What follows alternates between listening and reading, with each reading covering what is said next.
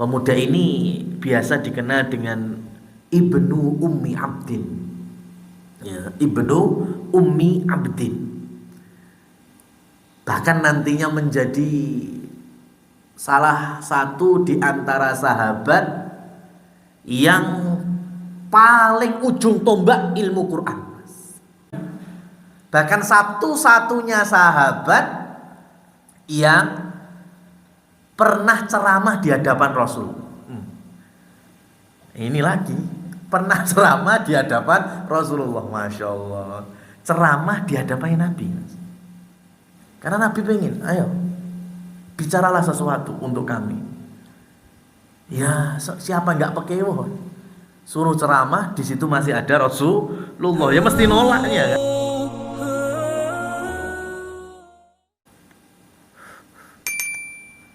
Bismillahirrahmanirrahim. Assalamualaikum warahmatullahi wabarakatuh. Alhamdulillahi rabbil alamin. Wabihi nasta'inuhu ala umurid dunya waddin. Asyhadu an la ilaha illallah wahdahu la syarika lah. Wa asyhadu anna Muhammadan abduhu wa rasuluh. Allahumma salli wa sallim ala nabiyyina Muhammad. Amma ba'du. Jamaah muslimin muslimat rahimani wa rahimakumullah. Alhamdulillah, kita bersyukur dan menyanjung Allah setinggi-tingginya atas nikmat dan karunia-Nya, khususnya pada kesempatan kali ini kita kembali berkumpul di salah satu dari rumah Allah Subhanahu wa taala, tempat terbaik di muka bumi ini, diantaranya yaitu masjid-masjidnya. Sebagaimana sabda beliau, khairu baqaikum al-masajid. Sebaik-baik tempat kalian adalah masjid-masjid. Sehingga kita pun meminta kepada Allah, memohon kepadanya ridhonya, inayahnya, rahmatnya, supaya kelak juga dikumpulkan kembali, dipertemukan kembali di tempat yang terbaik di akhirat, yaitu di surganya. Allahumma amin. Muslimin muslimat yang dirahmati Allah Subhanahu wa taala, kita melanjutkan dalam kajian ini sirah Nabi Muhammad sallallahu alaihi wasallam untuk sama-sama kita ambil hikmahnya, karena perjalanan kehidupan Nabi sallallahu alaihi wasallam dan juga sejarah secara umum yang ada di dalam Al-Quran menempati porsi yang cukup banyak, dan para ulama membaginya thuluthul Quran. Sepertiga dari Quran itu adalah sirah, dan betapa banyak keputusan dan keputusan Rasul sallallahu alaihi wasallam itu beliau ambil juga dari sirah Nabi ataupun utusan Allah sebelumnya. Seperti halnya apa yang kita kaji pada bulan yang lalu, di mana Rasul sallallahu alaihi wasallam memerintahkan para sahabat untuk hijrah ke Habasyah, dari Mekah menuju tempat yang baru yang manusia nggak pada kenal itu.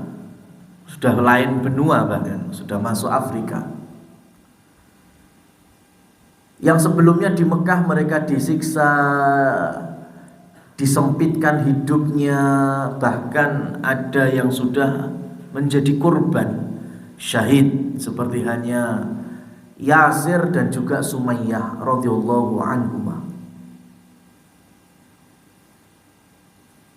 Apa penyebab Rasul sallallahu alaihi wasallam meminta mereka, para sahabat, untuk pindah dari tempat sebelumnya yaitu Mekah dan menyeberangi lautan sampai menuju Afrika?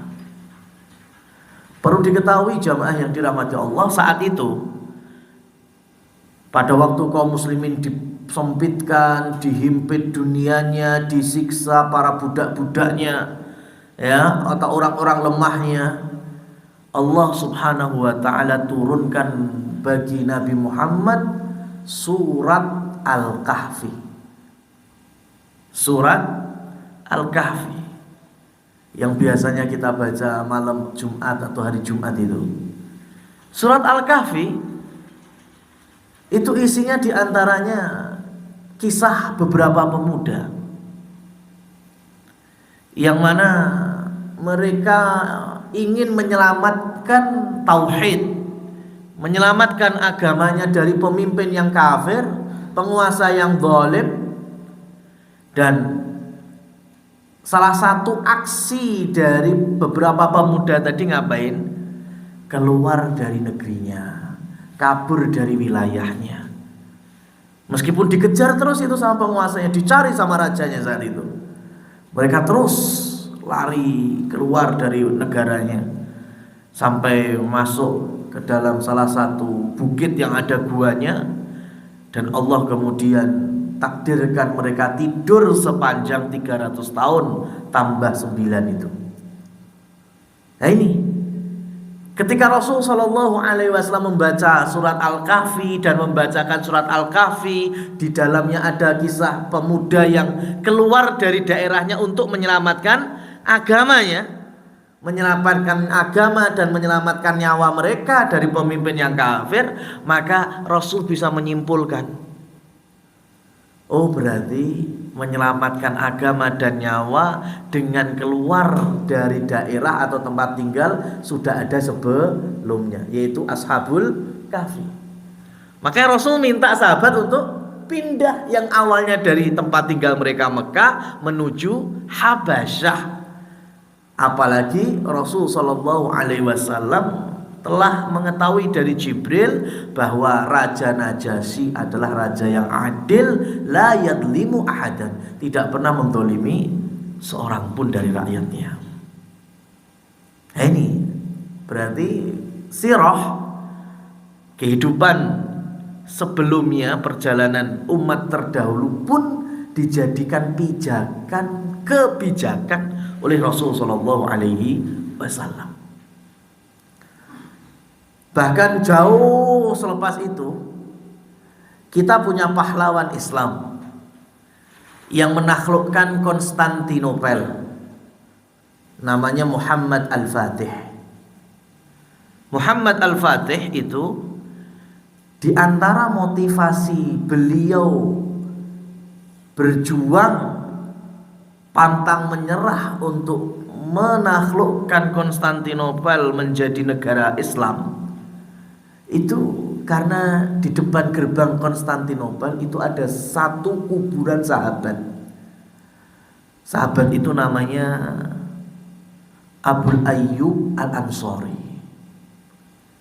Abu Ayyub Al-Ansari itu adalah orang yang ketika Rasulullah Shallallahu Alaihi Wasallam hijrah ke Madinah, beliau belum punya rumah, beliau baru mulai bangun Masjid Nabawi.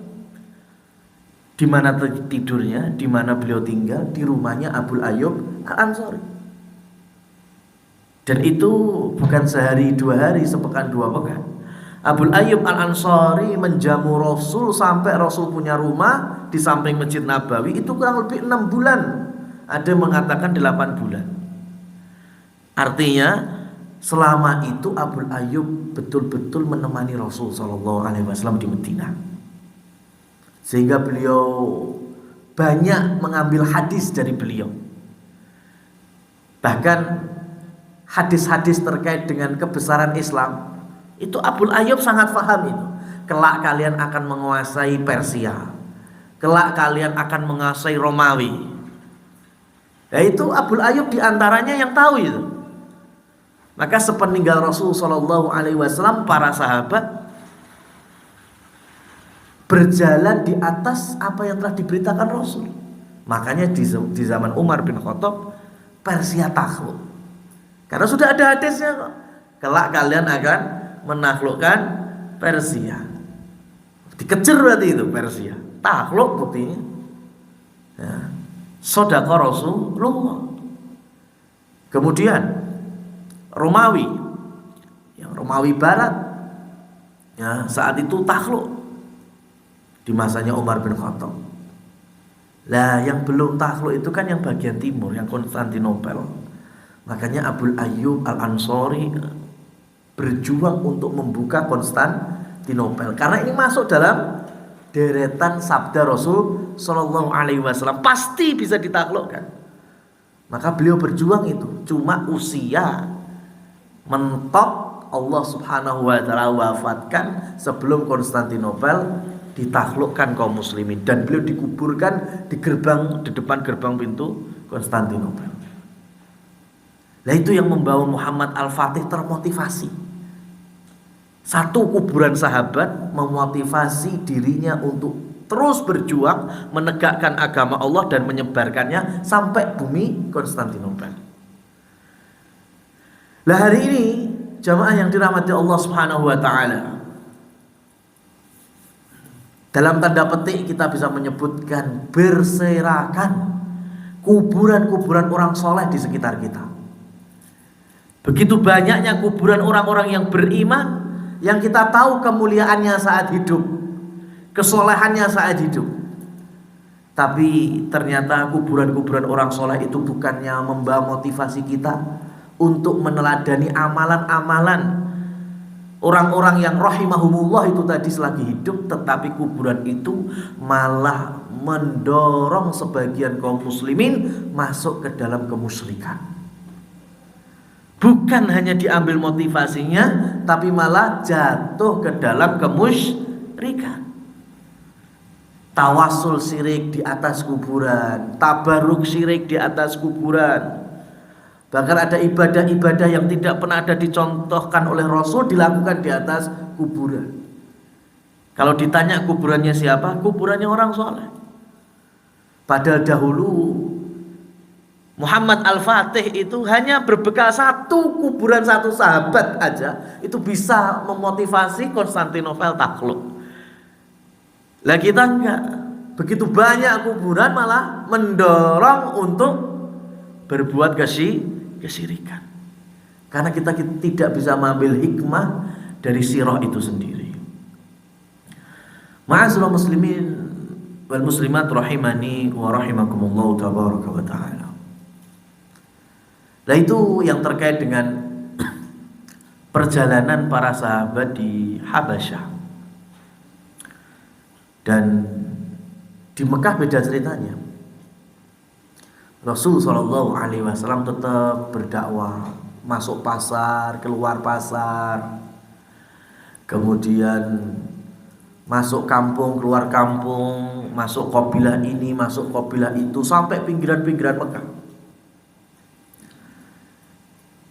Hingga beliau ditemani Abu Bakar As-Siddiq melewati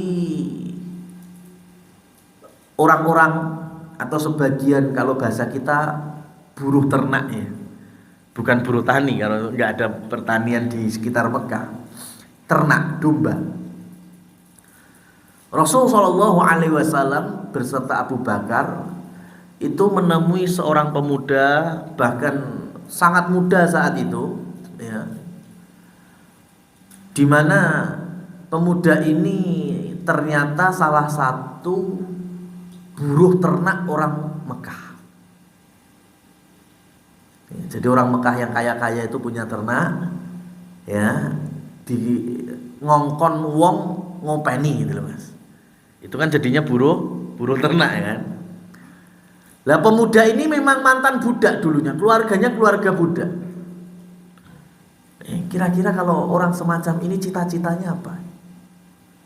Cita-citanya angon wedhus itu cuma satu zaman dulu itu. Gimana caranya hari ini kambing-kambing saya bisa makan, dan yang betina bisa diperah susunya. Cita-citanya cuma itu aja, ya, kambingnya bisa makan, yang betinanya bisa diperah susunya. Maka ketika Rasulullah SAW dan Abu Bakar mendatangi pemuda ini dalam kondisi haus, Rasul minta susu dari domba betina yang sedang diangon itu. Dan pemuda ini menolak, tidak bisa. Ini bukan kambing-kambing saya. Ya, wa inni musta'man. Aku ini hanya orang yang diamanahi. Jaluk susu wedhus ora dikei, tapi Rasul sallallahu alaihi wasallam malah ketawa. Rasul tersenyum sama Abu Bakar, seneng malah. Ya, minta susu kambing, ditolak gak dikasih, tapi malah seneng. Alasannya apa? Karena Rasul sallallahu alaihi wasallam melihat pemuda ini di atas fitrahnya. Apa itu? Amanah. Tanggung jawab. Pemuda ini bilang kan, saya ini bukan domba-domba saya. Ini titipan-titipan saja. Ya, bukan saya pemiliknya. Dan perjanjiannya itu kan, saya itu cuma angon, bukan nyuruh ngekai wong liya susu wedhus majikanku, kan enggak. Maka Rasul senang, Masya Allah, ada orang seperti ini, masih menjaga amanah. Ini orang belum masuk Islam, belum kenal Islam ini. Ya, makanya nanti kalau Rasulullah Shallallahu Alaihi Wasallam ditanya oleh sahabat-sahabat dekat itu yang mengitari beliau di Madinah, mata sa'ah, kapan kiamat ya Rasul? Rasul menjawabnya itu jawaban yang harus mikir loh, Mas. Karena yang bertanya sahabat-sahabat dekat itu. Ya. Idza dhuyyi'atil amanah fantadhirus sa'ah. Jika amanah telah hilang, amanah itu sudah mulai sirna, entenono dalam engkas kiamat. Itu kan harus mikir kita. Ya kan? Maksudnya gimana? Sahabat juga. Maka kemudian dijelaskan bahwa kalau seseorang itu diberikan amanah nyepelek nih, atau amanah diberikan bukan pada ahlinya, itulah yang disebut dengan dhuyyi'atil amanah. Dan pertanyaan yang sama muncul dari Badui. Orang Badui itu gak setiap hari ketemu Rasul, gak setiap pekan Jumatan bareng Rasul. Tapi pernah tanya, mata sa'ah, kapan kiamat? Muhammad, kapan kiamat? Orang Badui kan sering jangkarnya kepada Rasul. Maka Rasul menjawab tidak seperti jawaban kepada sahabat-sahabat dekat beliau. Ini Badui gak punya peradaban, ya, gak setiap hari ketemu dengan ilmu. Maka Rasul tanya balik, madasta'datta laha. Emang persiapanmu apa kok koyo-koyo kendel-kendelmu siap nemoni kiamat? Yang telah kamu persiapkan untuk hari kiamat itu apa? Maka orang Badui ini menjawab, hubbullah wa rasuli. Cinta Allah, cinta Rasulullah. Jawaban simpel seorang Badui. Dan Rasulullah Shallallahu Alaihi Wasallam kemudian menjawab lagi, anta ma'aman ahbabta. Yus, yang penting modalmu itu aja, istiqomah cinta Allah, cinta Rasulullah. Maka nanti kelak di akhirat engkau bersama orang-orang yang engkau cintai. Nah ini beda, kasusnya beda. Padahal soalnya sama. Rasul ditanya kiamat oleh sekelas Abu Bakar, Umar, Abdurrahman bin Auf. Jawabannya tanda-tandanya itu lengkap. Orang Badui enggak. Ya, cukup memang apa persiapannya? Oh, cinta kepada Allah, agamanya, syariatnya, cinta kepada Rasulullah, tuntunannya, sunnah-sunnahnya, sudah. Ya wis, penting awakmu istiqomah wis. Ya, sudah cukup modalnya. Nah ini Rasul Shallallahu Alaihi Wasallam senang melihat seorang pemuda yang masih dengan tanggung jawabnya. Maka beliau kemudian tanya, lah wis sing cempe wae mana? Ada nggak yang cempe? Nah ini perlu diketahui jamaah yang dirahmati Allah. Kalau dulu antara tuan pemilik domba dengan buruh ternaknya itu, kalau ada orang pengen lihat cempe-cempenya itu nggak masuk perjanjian. Nggak masuk perjanjian. Lah cempe iki arep apa to? Wong deleng cempe ndi apa? Ya. Kalaupun betina belum belum pernah dikawinin nggak mungkin keluar air susunya. Kalau pengen lihat dagingnya, jenenge sik cempe kan ya sik cili-cili. Makanya ada orang lain yang pengen lihat cempe-cempe, dipersilahkan karena nggak masuk bagian dari MOU tadi. Beda kalau minta susu, perjanjiannya ada. Kamu bukan milikmu kok. Minta susu seenaknya sendiri. Maka karena ini bukan dari perjanjian, pemuda ini kemudian ngasih tahu Rasul, iya kalau cempe ada, ditunjukkan cempenya itu. Kemudian Rasul Shallallahu Alaihi Wasallam mengambil salah satunya, dielus-elus perutnya cempe itu, sambil beliau mengeluarkan lafaz itu, memuji Allah, berzikir, berdoa, didengar oleh pemuda tadi itu. Tiba-tiba perut cempenya itu tambah ngelembung, kemudian diperah keluar susu domba itu, Mas. Ya, keluar susu kambingnya itu. Padahal masih, kalau bahasa kita kan balibul itu, Mas. Ya kan? Kalau versi kita masih balibul itu. Tapi dielus-elus sama Rasul Shallallahu Alaihi Wasallam, itu perutnya itu tambah gede. Kemudian nanti diperah susunya keluar. Akhirnya beliau minum dari susu itu. Kan nggak masuk perjanjian ini. Berarti kan nggak menyelisihi MOU. Nggak apa-apa berarti. Lah pemuda ini kaget. Loh, kok iso ya? Cempe belum pernah dikawinin, metu susu nih. Ya, berkat itu tadi, lafat-lafat yang bagi pemuda ini ya nggak pernah dengar. Maka Rasulullah pun minum, Abu Bakar minum, tukang angon juga disuruh minum, bahkan dibekali sisa dari susunya. Saking penasarannya, maka pemuda ini kemudian tanya kepada Rasulullah, tadi itu yang dibaca apa? Ya saya ini udah bertahun-tahun angon itu gak pernah ngelus-ngelus weteng cempe kemudian bisa keluar air susunya. Maka Rasul Shallallahu Alaihi Wasallam kesempatan, ini anak tadi sudah punya amanah, berarti anak baik ini. Maka Rasul kemudian mulai mendakwainya. Rasul kenalkan tauhid, Rasul kenalkan bahwa beliau adalah nabi utusan Allah terus. Dan ternyata pemuda ini terbuka hatinya, hidayah masuk, fa'aslama, dan masuk Islam. Pemuda ini biasa dikenal dengan Ibnu Ummi Abdin. Ya, Ibnu Ummi Abdin. Bahkan nantinya menjadi salah satu di antara sahabat yang paling ujung tombak ilmu Quran. Karena dalam Islam itu ada kaidah, setiap ilmu pasti ada tuannya. Setiap ilmu pasti ada tuannya. Nggak bisa, Mas, kita ini sembarangan ngomong, ya seakan-akan kita ini kayak paling tahu segala disiplin ilmu dalam agama ini. Ya, nggak sembarangan, semua ada plot-plotnya itu. Dan Rasul Shallallahu Alaihi Wasallam sendiri yang telah memuliakan sahabat sesuai dengan kapasitasnya. Rasul bersabda mamanya, a'lamukum al-halal wal haram Mu'ad ibni Jabal. Di antara kalian yang paling paham halal haram Mu'ad bin Jabal. Oh berarti kalau hukum-hukum, ya hukum-hukum syariat ini Mu'ad, masya Allah itu sudah termasuk number one-nya itu.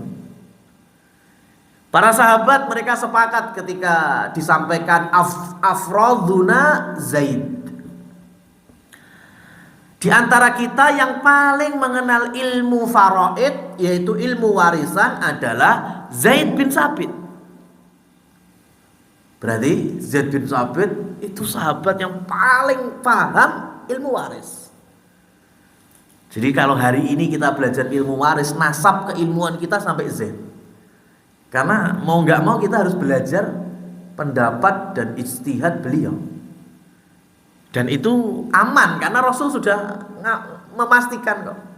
Zaid adalah sahabat yang paling tahu ilmu faraid.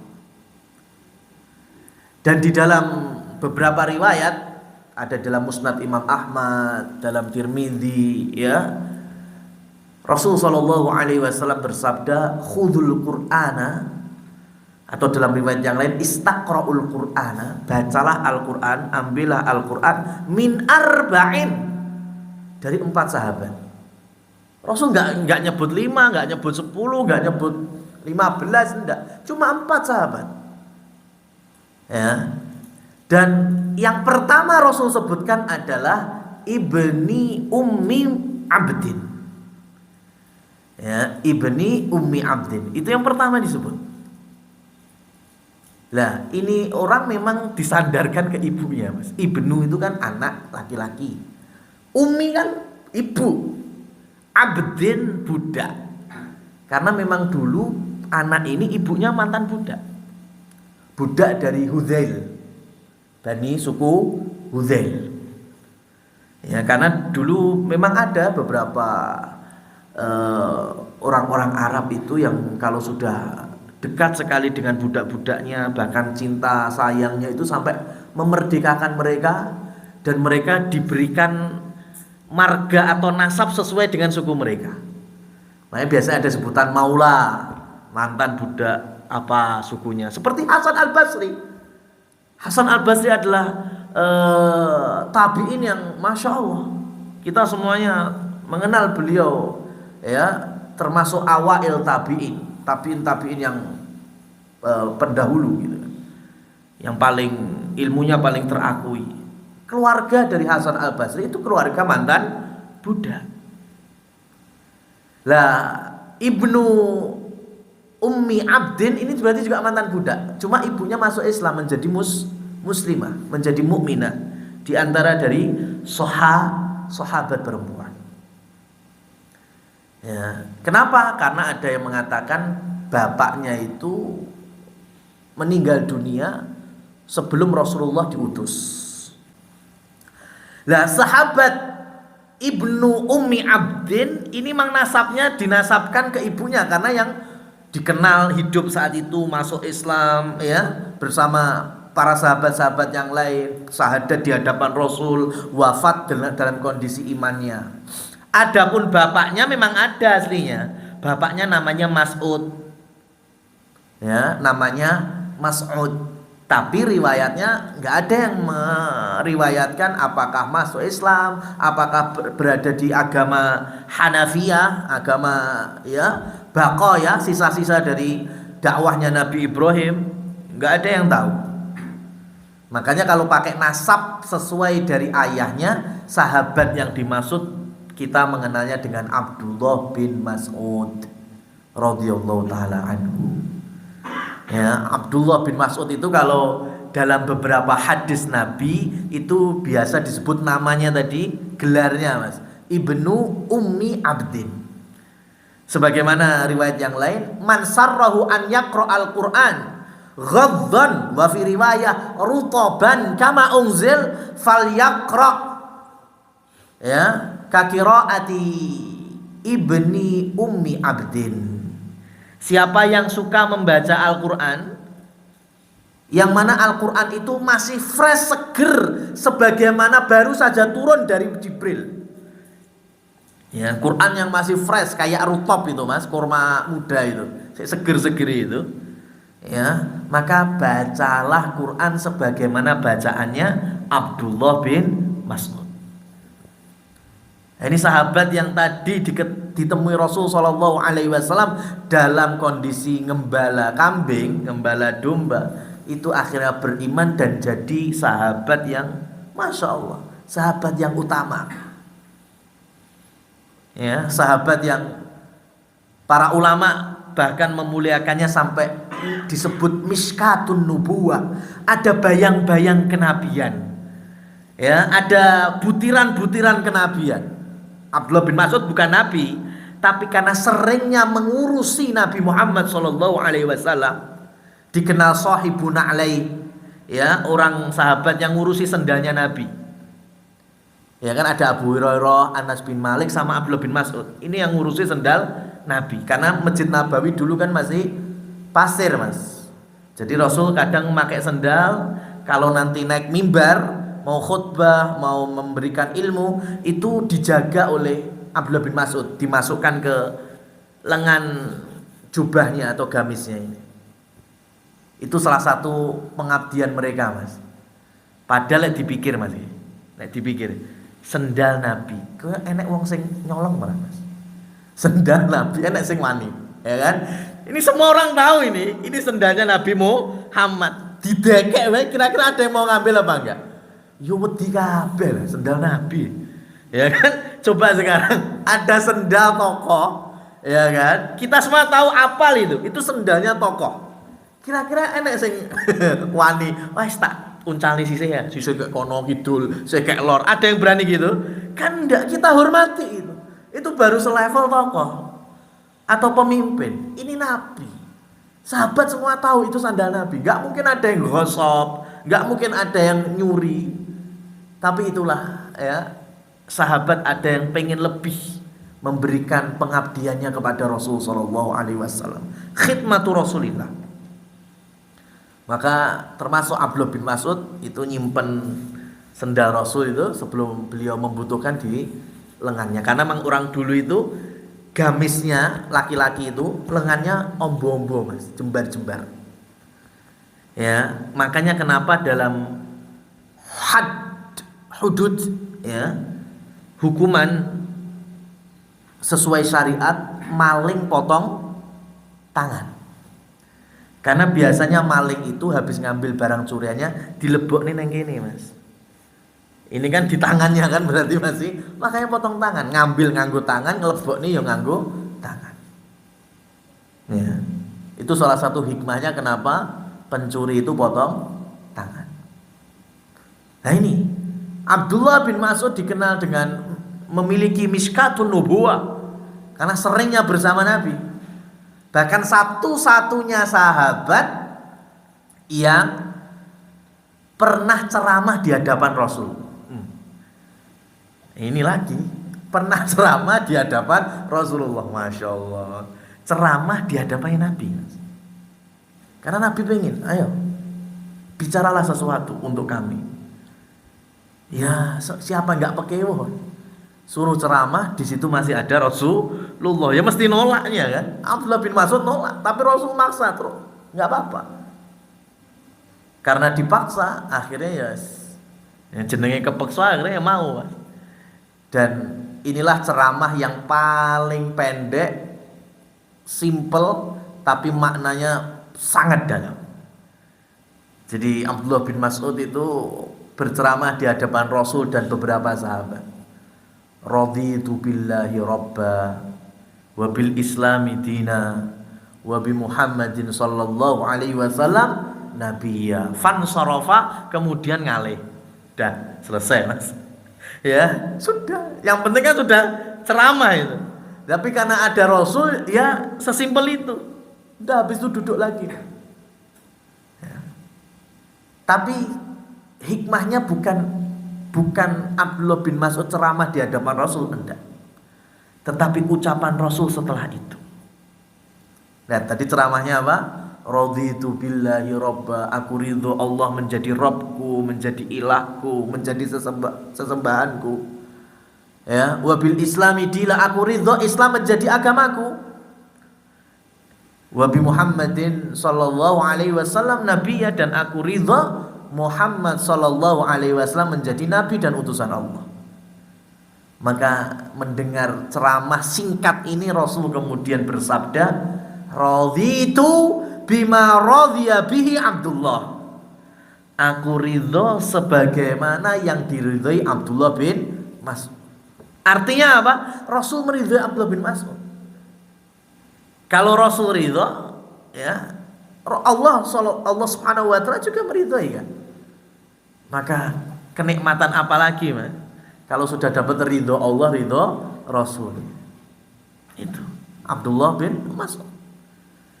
Ya, satunya sahabat yang pernah ceramah diminta Rasul ceramah. Masya Allah, ini kan kemuliaannya. Ya. Nah, jadi ini keislaman yang terjadi saat itu, dan Rasul Shallallahu Alaihi Wasallam terus berjuang.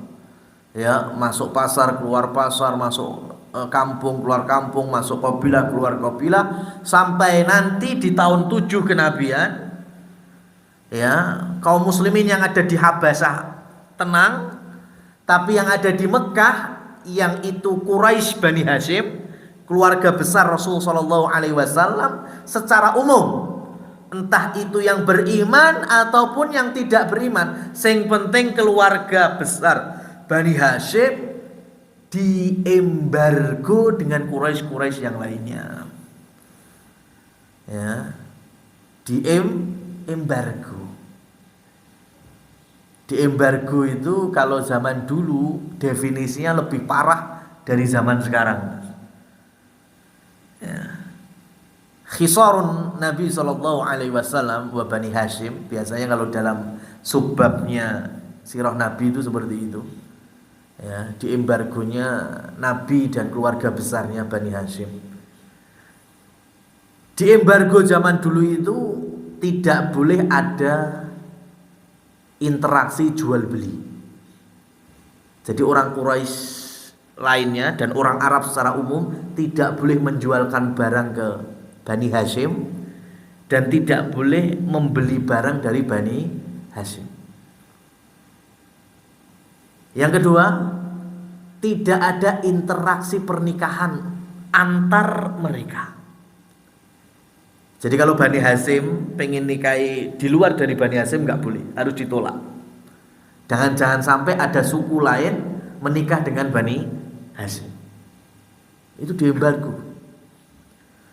Itu aja kalau dipraktekkan zaman saat itu udah susah, ngoyo banget mas. Ya.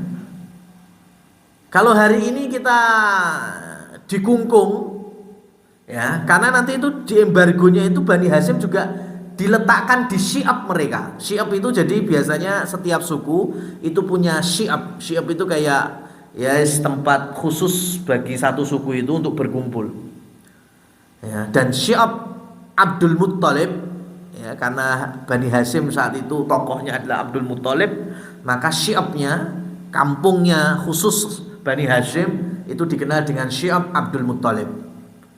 Dan syiab Abdul Muttalib itu kalau hari ini kita bisa melihat itu kurang lebihnya ya, tepatnya itu kalau ikon Mekah itu diantaranya selain Ka'bah itu ada jam gadang Mekah tapi ya, bukan jam gadang ya Sumatera Barat, artinya tower Zam-Zam itu di baliknya ada bukit. Ya, di baliknya ada bukit. Jadi antara belakang tower Zam-Zam sampai bukit itu, bukit batunya itu kalau ke bawah ya sampai datarannya itulah dulu syiab Abdul Muttalib. Jadi selama tahun 7, tahun 8, tahun 9 dari kenabian, 3 tahun kurang lebihnya itu Bani Hashim dikungkung di situ, Mas. Ya, tidak ada bantuan, tidak ada, pokoknya hanya lingkup mereka sendiri. Adanya interaksi ya antar Bani Hashim, adanya jual beli pernikahan antara Bani Hashim saja. Berarti kan kemungkinan sepupu ketemu sepupu, sepupu ketemu sepupu gitu-gitu aja. Nggak bisa dari luar, Mas. Ya, hari ini mungkin kita di lockdown aja, Mas. Itu kan masih bisa GoFood. Kan? Ya kan? Nggak bisa keluar beli makan, seiso pakai Shopee Food, GoFood, teko dhewe panganane. Masih enak. Ya.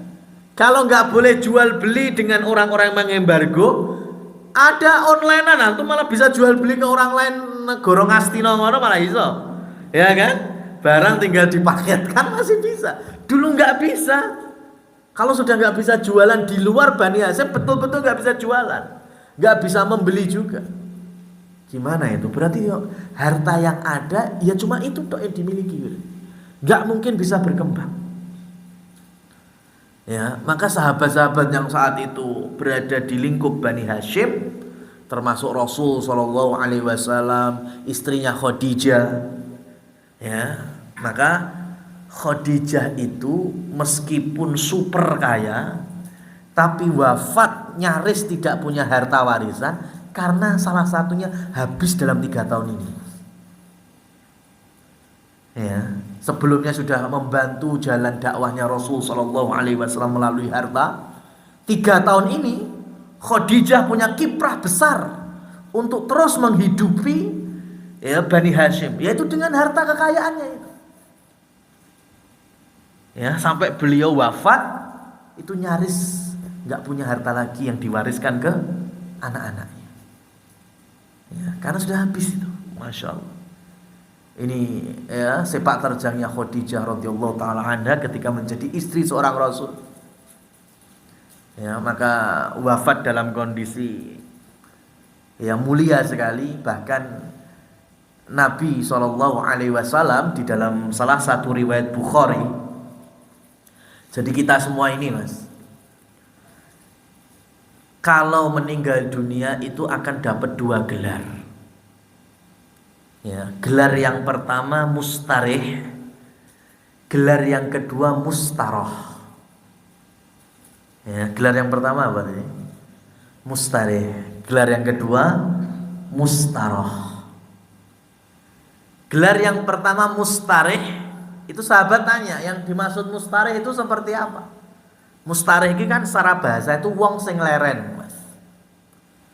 Dan Rasul SAW menjelaskan orang itu kalau beriman, orang itu kalau soleh, kalau meninggal, yastarihu min nasobid dunya,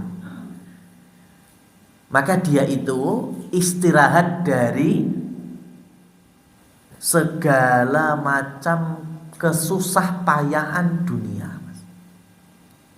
Orang kalau beriman, kalau meninggal dunia itu sebetulnya dia itu istirahat dari sedihnya dunia, gelisahnya dunia, gundah gulanya dunia, malapetaka dunia, semua ujian-ujian duniawi dia sudah istirahat. Wis gak ngrasakne neh, Mas. Itu kalau mustari. Tapi ada gelar yang kedua tadi, mustaroh. Sahabat juga tanya, mustaroh itu yang seperti apa? Mustaroh itu berarti wong lek sing mati kuwi liyane padha leren, Mas. Ya. Rasul SAW menyampaikan orang itu kalau abdun fajir, orang itu kalau fajir ahli maksiat, ya, bukan termasuk orang yang soleh, yang taat sebagaimana perintah Allah dan Rasulnya, itu nantinya menjadi mustaroh, Mas. Dia mati dunia yang istirahat. Paham gak ini?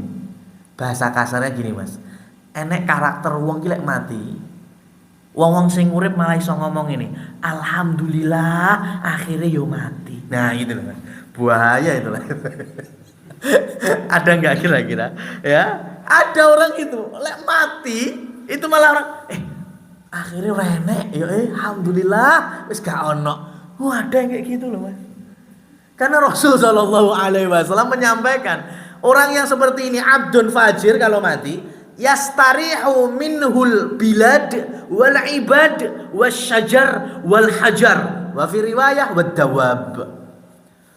Orang seperti ini kalau meninggal, negara leren darinya, menungso leren darinya, pepohonan wit-witan leren darinya, bahkan bebatuan dan hewan-hewan juga leren darinya. Kenapa masalahnya? Lek urip rusak tatanan. Jangankan manusia yang dirusak, negara dirusak, ya, pepohonan dirusak, hewan dirusak, benda mati, watu dirusak. Makanya kalau dia mati, bumi malah stabil, Mas. Bersyukur itu, leren dunia itu. Ya. Itu gambaran supaya kita menjadi figur yang pertama yang bergelar apa? Mustari. Dan jangan sampai bergelar mustaroh. Naudzubillahi min dzalik. Nah, dan para sahabat ketika Allah Subhanahu wa taala memang memberikan apa istilahnya, cap bagi mereka, radhiyallahu anhum wa radu'an. Bayangkan sekarang mereka berada di tengah-tengah kesusah payahan itu, di embargo 3 tahun, bahkan mereka ada yang makan dedaunan-dedaunan kering, ada yang ya memang sampai Khadijah sakit, paman Nabi Abu Thalib sakit. Abu Thalib bukan termasuk orang beriman, tapi juga termasuk yang kena embargo karena Bani Hashim. Ya, karena Bani Hashim wis pokoknya dipukul rata. Sing Bani Hashim pokoknya nggak boleh ada interaksi dengan suku-suku yang lain. Ya. Nah ini Mas, ini lagi hikmahnya. Rasul Shallallahu Alaihi Wasallam dapat ujian dakwahnya dari keluarga besarnya. Bani Hashim sudah keluarga, Quraisy secara umum itu keluarga besar beliau. Makanya nanti ketika beliau mampu menaklukkan Mekah, orang-orang Quraisy yang dulu ya tahu keburukan mereka kepada dakwah Nabi dan fisik Nabi itu sendiri. Ya, Nabi sudah di atas Ka'bah, mereka di bawah. Nabi cuma bertanya kepada mereka, "Mata dunnun anni fa'ilun bikum?" Kira-kira kalian menyangka arta apa nih? Ya, ini orang-orang Quraisy ya yang dulu menghina Rasul, menyiksa para sahabat, ini sudah nggak bisa apa-apain, mesti kalah mereka. Kalau Rasul memerintahkan dibunuh, halal darah mereka itu. Maka Rasul tanya dulu kepada mereka, kalian mau tak apa noy? Kamu kira mau kita apakan? Ya namanya orang kalah itu ya jawabannya jawaban ngemis Mas. Anta ya rajulun karim wabnu karim wabni karim, engkau itu orang yang mulia, putra dari saudara kita yang mulia, ya keluarga kami yang mulia. Itu ucapan-ucapan orang yang tidak kalah. Maka Rasul Shallallahu Alaihi Wasallam kemudian mengambil bagian dari surat Yusuf, la tasriba alaikumul yaum. Sudah hari ini sudah nggak ada urusan lagi, aku sama kamu sudah nggak ada urusan. Wis secara pribadi Rasul sudah memaafkan mereka. Yang mau masuk Islam diterima dengan baik, yang tetap dalam agama nenek moyang terusir dari kota Mekah. Tapi nyawanya aman, nggak dibunuh. Rasul mengambil dari surat Yusuf. Rasul mengambil sirah Nabi Yusuf. Nabi Yusuf diapakno? Dari kecil dijauhkan dari bapaknya oleh siapa? Dulur-dulure dhewe, Mas. Dicemplung nih sumur, siapa yang nyemplung nih? Dulure dhewe. Ya, ujiannya dari awal berangkat hasad dan dengki saudara-saudaranya. Tapi ketika sudah dewasa, sudah menjadi tokoh, sudah menjadi nabi bahkan, ya perdana menteri ekonominya Mesir, saudara-saudaranya ya datang, ya kumpul lagi. Apa kata Nabi Yusuf? Sudah, aku memaafkan kalian. Sing biyen yo wis, ya sing saiki saiki. Masya Allah. Ya, jadi apa yang diucapkan Nabi Yusuf untuk saudaranya diucapkan kembali di masa Nabi Muhammad oleh Rasulullah Sallallahu Alaihi Wasallam sendiri untuk siapa? Ya untuk dulur-dulur kapak-kapakno itu masih Quraisy, keluarga besar beliau. Inilah kemudian nanti dikenal dengan al-afwu indal maqdirah.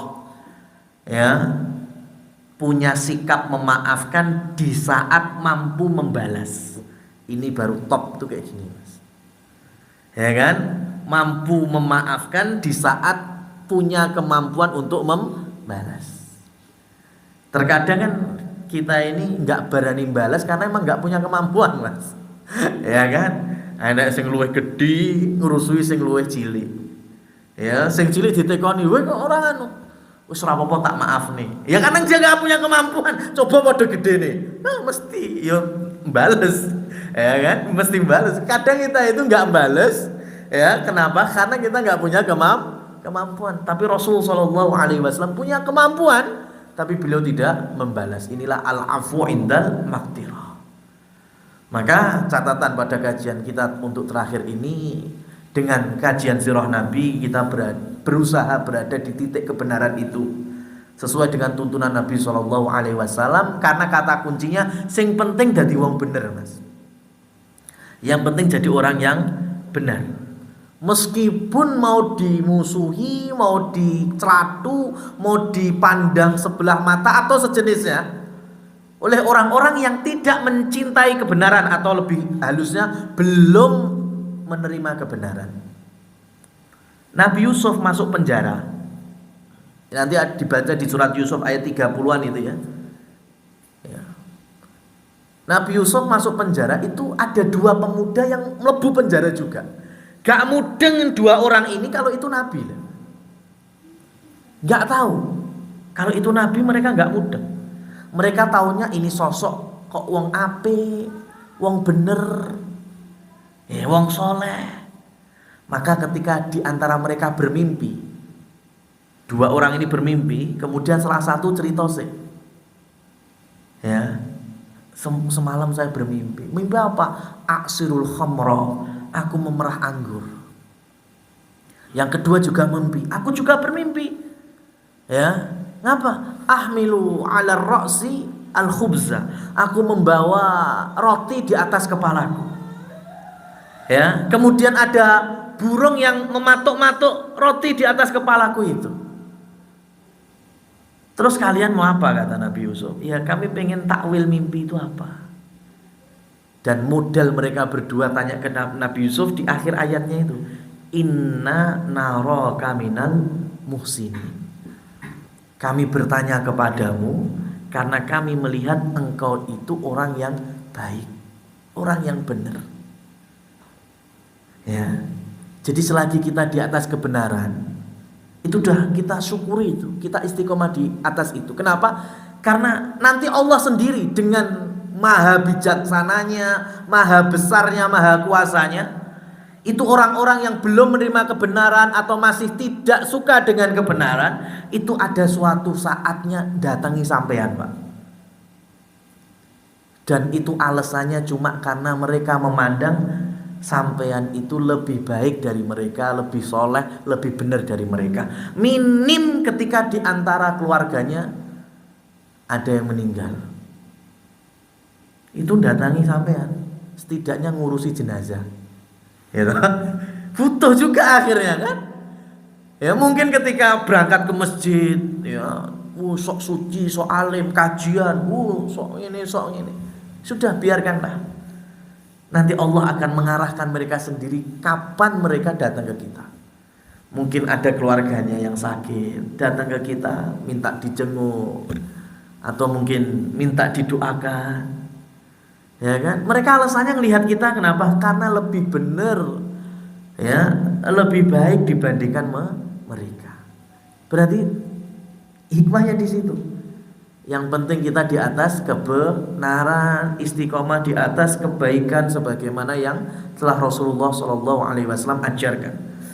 Ya, nanti Allah bukakan, ya, orang-orang yang mungkin belum mengenal kebenaran itu ke kita, bisa jadi ya nitipkan anaknya dimintain tolong ngajari Iqra, ngajari ngaji. Padahal wonge ya belum bisa ngaji, tapi pengen anaknya iso ngaji. Kan ada kasus-kasus seperti itu. Itulah kebaikan yang menyertai orang-orang yang insya Allah ridhoi dengan kebaikan itu pula. Dan diantaranya yaitu orang yang ngaji, orang yang menuntut ilmu. Man yuridillahu bi khairan yufaqihu fiddin. Siapa yang Allah kehendaki kebaikan, maka Allah pasti akan fahamkan baginya agama. Aqulu qouli hadza fa subhanakallahumma wa bihamdik asyhadu an la ilaha illa anta astaghfiruka wa atubu ilaik wa akhiru da'wana alhamdulillahi rabbil alamin wa billahi taufiq wal hidayah. Wassalamu alaikum warahmatullahi wabarakatuh.